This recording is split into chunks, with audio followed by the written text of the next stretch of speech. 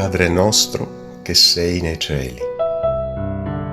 Abbandoniamo per un momento il pensiero celeste e i suoi regni, poggiando i piedi saldamente a terra e non smettendo mai di indignarci per il male nostro che ogni giorno ci circonda. Qui noi stessi siamo protagonisti della tragedia terrena e Dio è la prima vittima insieme a tutti gli altri.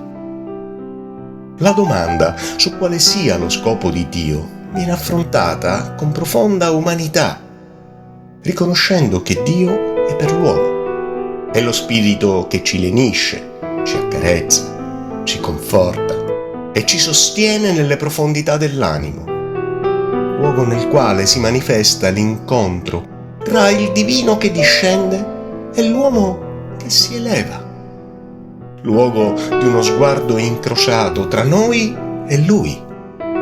E per me è qualcosa di miracoloso.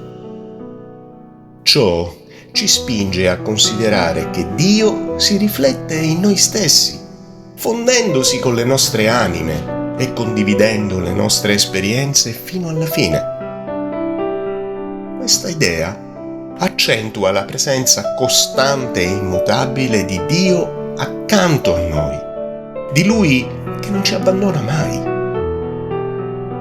Ed è per questo che al di fuori di noi non esiste alcun Dio, né nei cieli né sulla terra. Infatti, la preghiera recita Padre nostro, e quindi Dio è nostro, né dei cieli né della terra, anche se diciamo che sei nei cieli. E ci siamo mai chiesti se questi cieli non siano in realtà le anime degli uomini, l'Eden di tutti noi, la terra interiore dove Dio dimora e ama in eterno? Nutro la fede che sia così.